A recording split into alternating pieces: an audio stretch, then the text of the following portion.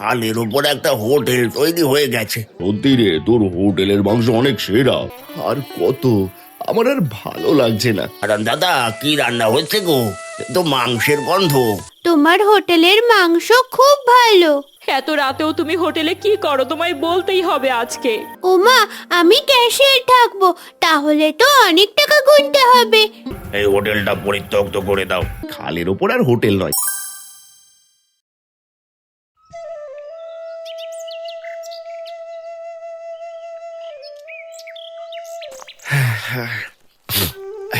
এবার বাড়ি ফিরতে পারলে বাঁচি। সারাদিনের খাটাখাটনি, হাত পা যেন আর চলছে না। মালতী এতক্ষণে হয়তো থালায় খাবার নিয়ে বসে আছে। উফ, কি তেষ্টা! বুকটা শুকিয়ে কাঠ হয়ে গেল। এই তেষ্টায় আর এক পাও চলা যাবে না। আশেপাশে তো কিছু দেখছিও না। ওই তো, সামনেই তো খাল। হারান খালের ধারে নামে, হাঁটু গেড়ে বসে দুহাত দিয়ে মন ভরে জল পান করে।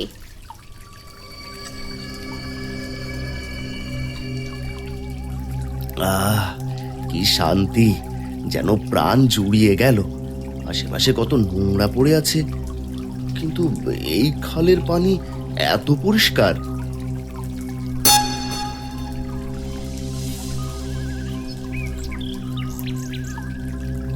এ কি, জলের মধ্যে ওটা কি এমন চিকচিক করছে?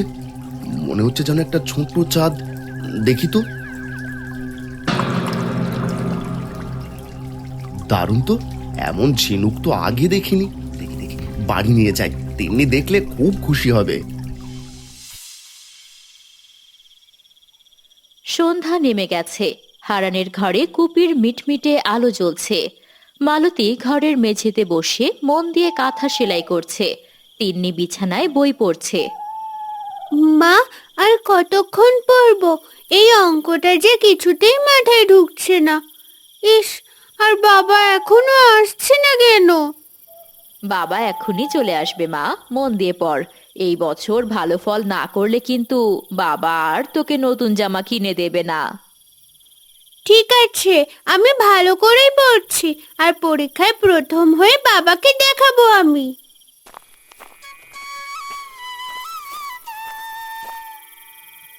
মালতী, তিন্নিমা, কি করিস রে তোরা? সোনা মা আমার, সারাদিনের ক্লান্তি তোদের মুখ দেখলেই দূর হয়ে যায়। বাবা, তুমি এলে? আমি আরো তোমার কথাই বলছিলাম। ধান কাটা কবে শেষ হবে তোমার? তুমি আমায় কবে থেকে ঘুরতে নিয়ে যাও না? এই তো কদিন পরেই শেষ হবে। আর তুই যদি ভালো করে পড়াশোনা করিস তবে অবশ্যই তোকে ঘুরতে নিয়ে যাব। আর তোর জন্য গরম গরম মাংসের ঝোল রান্না হবে। তোমার শরীর কি ভালো? আজ যেন কেমন অস্থির লাগছে তোমাকে। মাঠে কি কিছু হয়েছে নাকি? না না, তেমন কিছু না, শুধু একটু বেশি পরিশ্রম হয়েছে আজ। তোমরা খাওয়ার ব্যবস্থা করো তো, অনেক রাত হলো। হারান সবার অলক্ষ্যে ঝিনুকটি ঘরের কোণে একটি মাটির হাড়ির নিচে চুপি চুপি রেখে দেয়। এই ঝিনুকটা এখন থাক, সকালে ভালো করে দেখবো। এখন কারোর জানার দরকার নেই, সকালে তিন্নিকে দিলেই হবে।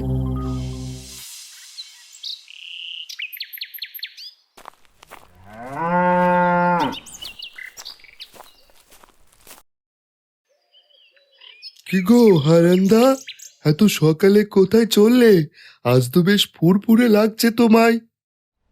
আরে মহেশ, চললাম রে পশ্চিমে সেই নামা জমিতে ধান কাটতে। যা শীত পড়লো, ধানগুলো তাড়াতাড়ি কেটে শেষ করতে হবে। নামা জমি?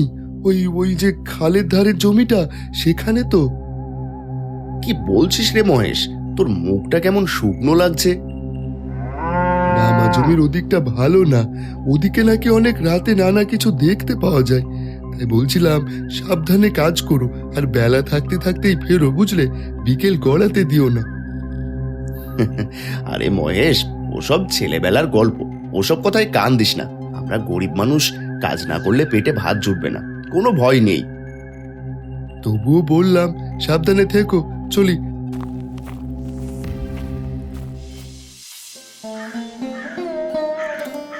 তিন্নি মা, বেশি দুষ্টুমি করিস না। আর রোদ পড়েছে, ঘরের বাইরে আয়। সকালের রোদ গায়ে লাগালে অনেক উপকার হয়। আচ্ছা মা, তুমি তরকারি কাটো, আমি খেলা শেষ করে এক্ষুনি আসছি। দিন শেষ হয়ে সন্ধ্যা নামলো। হারান কাজ শেষে বাড়িতে ফিরে দেখে মালতী আর তিন্নি উঠানে বসে আছে, সামনে অল্প আগুন জ্বলছে। মালতী, তোমরা বাইরে বসে আছো, ঘরে যাওনি কেন? কি হয়েছে? কি আর বলবো গো, ভর দুপুরে ঘরে এক অস্বাভাবিক শব্দ হলো।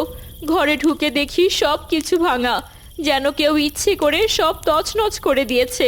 সারাদিন কিছু না কিছু শব্দ হচ্ছেই ঘরে। তাই ঘরে না গিয়ে মা বিটি শীতে এখানে বসে আছো? বলো কি, চলো তো গিয়ে দেখি। বাবা, খুব ভয় পেয়েছি, ঘরে গেলেও এখন বুক কাঁপছে।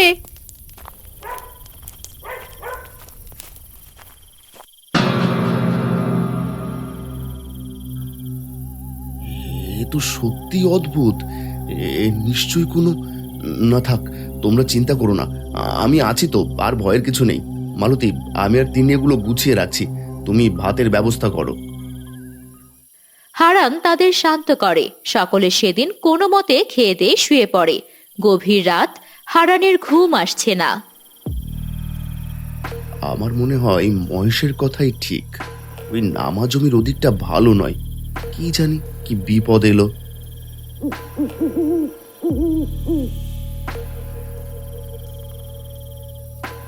না, ঘুম আর আসছে না। দেখি তো গিয়ে ওই ঝিনুকটা ঠিক আছে কিনা, আজও তিন্নিকে দেওয়া হলো না।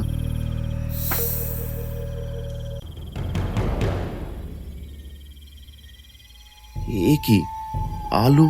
তার মানে এই ঝিনুকটা, এর সাথে কি ওইসব কিছুর কোনো সম্পর্ক আছে? না না, এ হতে পারে না। পরদিন সকালে হারান আর তিন্নি সেই খালের পথে যাচ্ছিল। সেখানে গিয়ে দেখে প্রচুর লোক ভিড় করেছে। খালের ওপর রাতারাতি তৈরি হয়েছে এক বিশাল বাঁশের হোটেল। হারান দাদা, দেখেছো কি কাণ্ড? এক রাতের মধ্যে কি করে সব কি হয়ে গেল? কি হয়েছে রে গদাই? এত ভিড় কেন এখানে? তুমি দেখোনি, খালের ওপর একটা হোটেল তৈরি হয়ে গেছে। কে করলো, কখন করলো, কেউ জানে না। রহস্যময় কাণ্ড। বাবা, চলো না আমরা দেখে আসি। দূর থেকে দেখতেই দেখাচ্ছে কি সুন্দর হোটেল। তুই তো জানিস না মা, ওই হোটেলটাই যে আমার। গদাই শোন, ওই হোটেলটা আমার। কি বলছো দাদা, তোমার হোটেল? কবে বানালে? আমরা তো কিছুই জানলাম না। একদিনে এত বড় হোটেল, এ কি করে সম্ভব? পরে বলবো তোকে সব কথা, তুই আমার ভাই। শোন, এই হোটেলটা হঠাৎ করে হয়েছে বললে কেউ বিশ্বাস করবে না। তুই আমার কথার সাথে তাল মিলাবি, বলবি আমরা সকলে মিলে রাতের বেলায় হোটেলটা বানিয়েছি, তুইও আমাদের সাহায্য করেছিস। কথা দে। এখানে টাকার গন্ধ পাচ্ছি, এখন চুপচাপ দাদার কথা মেনে নি, পরে ফায়দা তুলতে হবে। ঠিক আছে দাদা, তোমার জন্য সব করব। সকলেই যেন বিশ্বাস করে আমরা মিলে এটা বানিয়েছি। চলো চলো, এবার হোটেলে যাই। গদাই ভিড় করা লোকেদের কাছে গিয়ে বোঝাতে শুরু করে যে তারা সকলে মিলেই এই হোটেল তৈরি করেছে। সকলে হারান আর গদাইয়ের কথায় বিশ্বাস করে।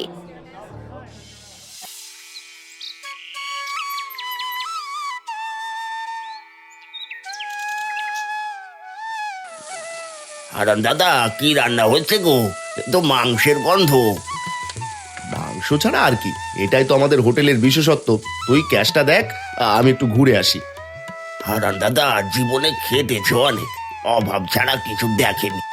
আর আজ এত মাংস রান্না করছে, পাচক রেখেছে, আমাকেও টাকা দিচ্ছে।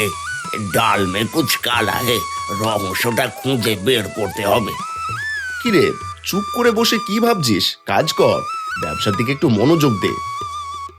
না না দাদা, কিছু না, আমি মন দিয়ে কাজ করছি, সব ঠিক আছে।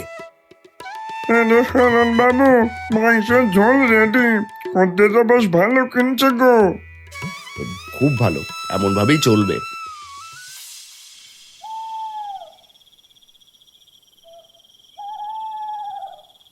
বাবা, কাল আমার জন্য কি রান্না হবে?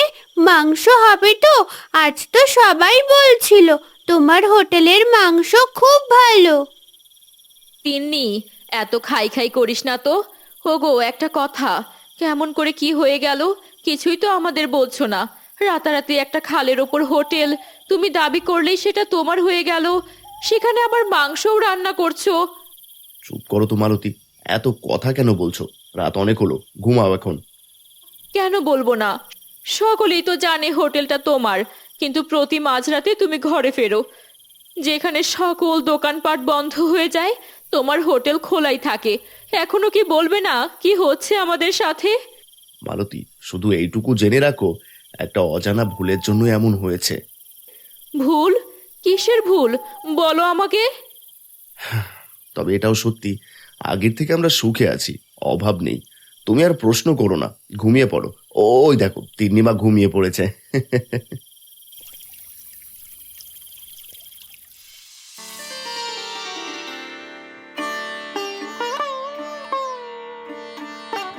হারান দাদা, আমার এই মাসের টাকাটা দাও, বউকে কিছু কিনে দিতে হবে। এই নে, আর মন দিয়ে কাজ করিস। আশ্চর্য, যে দাদা দিন এনে দিন খায় সে চা মাত্রই টাকা বের করে দিল। বড় লোক হয়ে গেছে নাকি? রহস্যটা কি? না না না না, না, দিন হিসেব দেখি উল্টো দিকে ঘুরছে। হারান, কিরে এত বড় হোটেল খুলে ফেললি, এত মাংসের গন্ধ, কিছুই তো জানলাম না। আসুন আসুন মোড়ল সাহেব, আসুন ভেতরে আসুন, বসুন। আপনাদের জন্যই তো, আপনাদের আশীর্বাদেই তো আমার ভরসা। আর কি বলবো, এখান থেকে কোথাও যেতেই পারি না, সারাদিন খাটাখাটনি করতে হয়। এই আমরা সবই দেখেছি, এত তাড়াতাড়ি এত বড় কাণ্ড, কিছু একটা ব্যাপার আছে নিশ্চয়ই। সবই আমাদের পরিশ্রমের ফল, রাত দিন এক করে খেটেই হোটেল বানিয়েছি, আপনারা শুধু আশীর্বাদ করুন। বেশ করেছিস, তোর উন্নতিতে আমরা সবাই খুশি। মাংস আর ভাত নিয়ে আয়, ভালো করে খেয়ে দেখি। হ্যাঁ হ্যাঁ, আপনারা বসুন। গদাই রে, মোড়ল মশাইকে ভালো ভালো মাংস দিয়ে ভাত দে তো দেখি।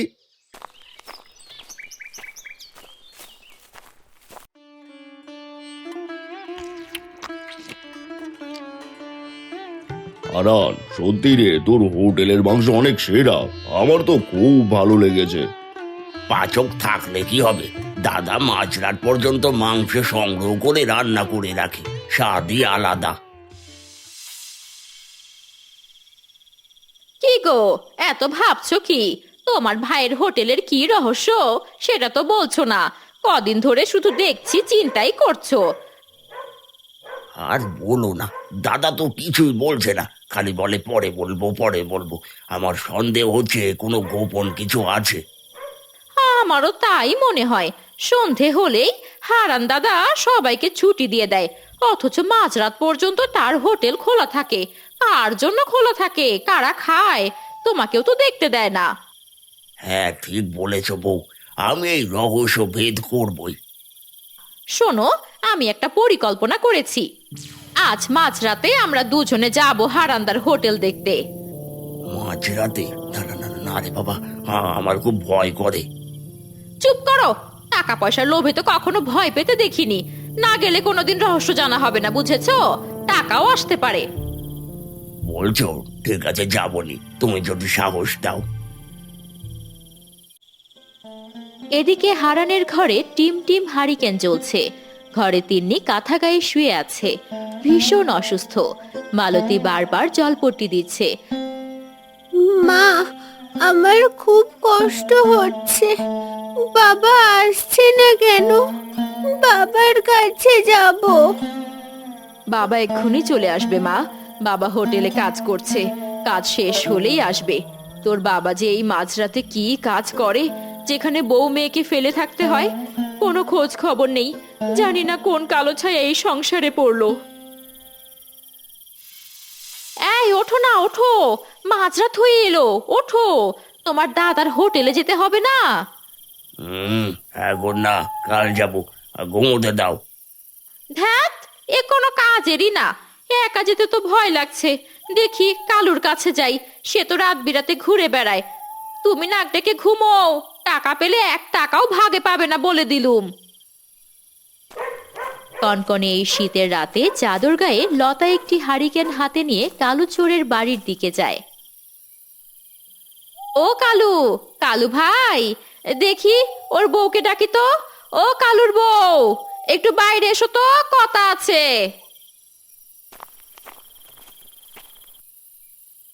এত রাতে কেন ডাকছো গো বৌদি? একটা কাজ আছে, খুব জরুরি। হারান্দার হোটেলে একটা রহস্য আছে, আজ রাতে সেটা দেখতে যাব। এত রাতে? না বৌদি, এ কাজ করো না। ভূতের গল্প শোনা যায় ওদিকে, জায়গাটা ভালো না। শোনো, কাজটা করতে পারলে অনেক টাকা দেব, অর্ধেক তোমার, অর্ধেক কালু ভাইয়ের। রাজি তো? এই টাকার কথা বলছো বৌদি? তবে আর কোনো চিন্তা নেই, বউয়ের কথায় কান দিও না, আমি রাজি। চলো বৌদি। মরার কালু কিছু হলে টেরটা পাবে। দেন ভাবি, হারিকেনটা আমার হাতে দেন দেখি। ভাবি, আমার মাথায় একটা কথা আসছে না, এত জায়গা থাকতে হারান্দা খালের উপর হোটেল দিল কেন? সেখানে তো মানুষ যাওয়া আসাই করতো না। ওটা দেখার জন্য এই শীত উপেক্ষা করে তোকে নিয়ে যাচ্ছি। তারা হাঁটতে হাঁটতে হারানের হোটেলের সামনে এসে দাঁড়ায়।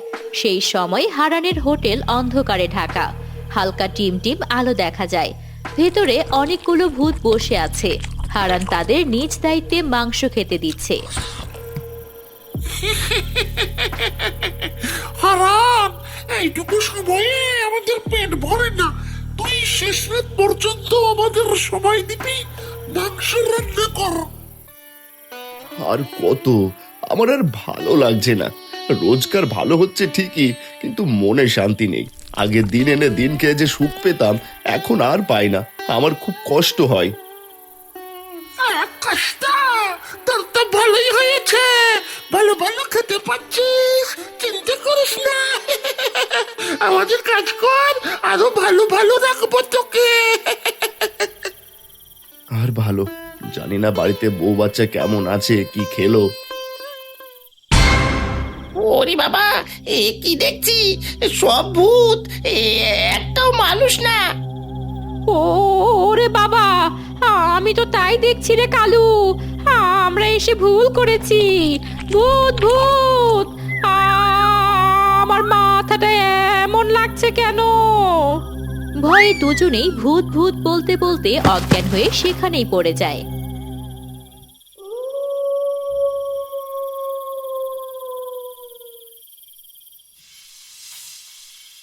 মালতী, দরজা খোলো মালতী। এত রাতে ফিরলে কেন? ঘরের কোনো খবর রাখো। তিন্নির কি জ্বর দেখেছো? মেয়েটার যদি কিছু হয়ে যায়, এত টাকা দিয়ে কি করবে? এত রাতেও তুমি হোটেলে কি করো? তোমায় বলতেই হবে আজকে। মালতী, আমি সব পরে বলবো, সঠিক সময় হলে। আগে তিন্নির কাছে যাই।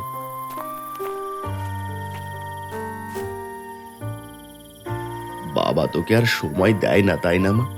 বাবা তোদের খুব কষ্ট দিয়ে ফেলেছে না রে। মা, চিন্তা করিস না, বাবা খুব তাড়াতাড়ি সব ঠিক করে দেবে। বাবা এসেছো? আগের মতো আমাদের সময় দাও না, সারা দিন রাত কাজে পড়ে থাকো। তোমার কথা আমার খুব মনে পড়ে। আগে আমায় কত জায়গায় ঘুরতে নিয়ে যেতে, মার সাথে সময় কাটাতে, এখন সব ভুলে গেছো।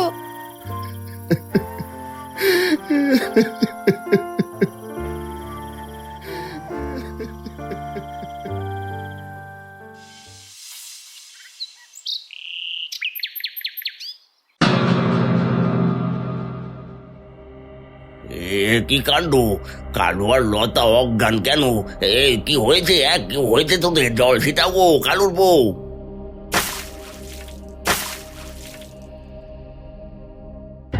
ভূত ভূত ভূত, হোটেলে ভূত আছে।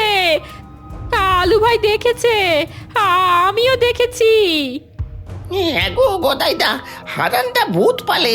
কাল রাতে অনেকগুলো ভূত হোটেলে বসে খাচ্ছিল, দেখেছি গো আমি।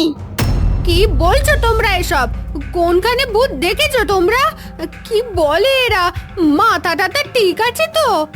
কালু বউ, তুমি থামো। লতা চলো হারানদার বাড়ি যাই, বিষয়টা খতিয়ে দেখতে হচ্ছে।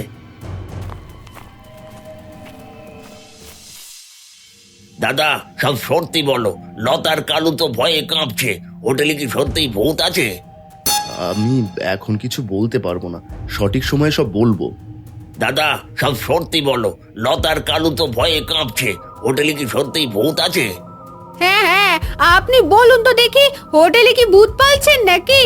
আমার স্বামীর শরীরে এমনি কিছু নাই, কি কাহিল দশা হয়েছে, সারা রাত পড়ে থাকে। বেশি জোর করলে আমি বাড়ি ছেড়ে চলে যাব। আমার পরিবারকে বাঁচানোর জন্য আমি সব করতে পারি। গদাই, যা তো, আমায় একা থাকতে দে। এই বলে হারান বাড়ি থেকে বেরিয়ে পড়ে। মাঝপথে এসে তিন্নির ওষুধের কথা মনে পড়লে সে ওষুধ কিনে বাড়ি দিয়ে আবার হোটেলের দিকে রওনা হয়।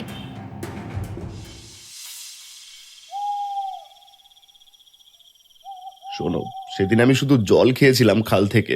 খালটা তোমার ছিল না, আমি জানতামও না তুমি ওখানে থাকো। আমার কোনো দোষ ছিল না। কি কারণে এমন শাস্তি দিচ্ছ আমায়? কি বলছিস? সাহস তো কম নয় তোর, আজ একেবারে মুখে মুখে কথা বলছিস। আমি আর তোমাদের কাজ করতে পারবো না। চাইলে তোমরা আমায় মেরে ফেলতে পারো। ঠিক আছে, এখন সকাল হয়ে যাচ্ছে, আমরা চললাম, কাল কথা হবে নিয়ে। ভূতেরা চলে যেতেই পেছন থেকে মালতী হারানের কাঁধে হাত রেখে তাকে ডেকে ওঠে। হারান মালতীকে দেখে চমকে ওঠে। ওগো, আমি গো, তোমার মালতী। তুমি তুমি এখানে তুমি এখানে কখন এলে? তিন্নি কই? আমায় আর কিছু বলতে হবে না, আমি সব বুঝেছি। আমি যা বুঝলাম, ভূতগুলো খুবই ঘাটতেরা। আমার চেনা একজন সাধু বাবা আছেন, তিনি আমাদের সাহায্য করতে পারেন। আর তিন্নিকে ঘুম পাড়িয়ে রেখে এসেছিলাম, তুমি চিন্তা করো না। এখন চলো আমার সাথে।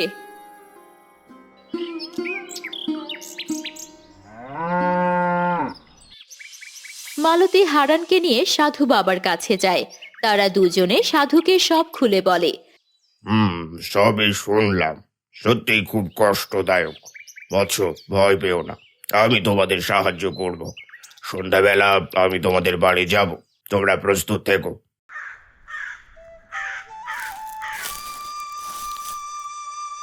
বারবার বারণ করা সত্ত্বেও ওখানে গেলে কি না কি দেখে এসে এখন জ্বরে ভুগছে।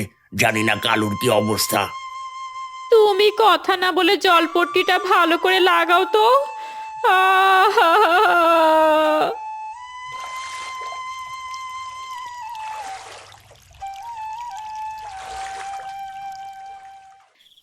সাধু হারানদের বাড়িতে আসে। তিন্নিও মালতীকে সঙ্গে নিয়ে হোটেলের দিকে রওনা হয়। সাধুর পরিকল্পনা মতো হারান হোটেলে যায়। মালতী, তিন্নি আর সাধু পেছনে লুকিয়ে থাকে। আমি আর তোমাদের জন্য কাজ করব না। কাল তো সাপ সাপ বলে দিয়েছিলাম, তাই আজ রান্নাও করিনি। আজ দেখাবো তোকে মজা। আজ আমাদের এখান থেকে দূর হ। তোদের আমি অনেক দিন থেকে খুঁজছি। তোরা এই কালে লুকিয়েছিলি আর ওদের জ্বালাচ্ছিস। এবার আমি তোদের এই বোতলে ভরবো। কি সাধু বাবা, আপনি আমাদের ক্ষমা করে দিন। আপনার বোতল ভেঙে আমরা সকলে পালিয়ে কালে আশ্রয় নিয়েছিলাম। আমাদের ভুল হয়ে গেছে। শুধু ভুল করিসনি তোরা, একটা নিরীহ মানুষকে অনেক কষ্ট দিয়েছিস। তার পরিবার থেকে তাকে বিচ্ছিন্ন করে রেখেছিস। তোদের এবার বোতলে ভরবো আমি। এটা বলে সাধু মন্ত্র পাঠ করে। সব ভূতেরা ধোঁয়ার মতো হয়ে সাধুর বোতলে বন্দী হয়ে যায়। হারান, এই হোটেলটা পরিত্যক্ত করে দাও। তোমাদের আর কোনো ভয় নেই। এখন এই ভূতের অত্যাচার থেকে তোমরা মুক্ত। আপনাকে অনেক অনেক ধন্যবাদ সাধু বাবা।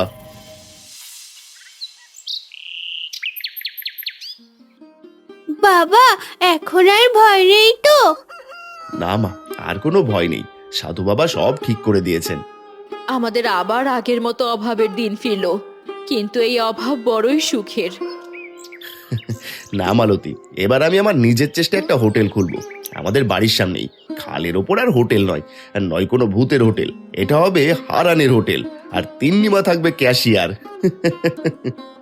ওমা, আমি ক্যাশিয়ার থাকবো, তাহলে তো অনেক টাকা গুনতে হবে। খুব ভালো হবে, এদিকে আমার অনেক টাকাও চেনা হবে। হয়েছে বাপ বেটির গল্প। মাংস রান্না করেছি, দুজনে গরম ভাত দিয়ে খেয়ে নাও এই বেলা। আবার সেই মাংস? কি গো, ভয় পেলে নাকি?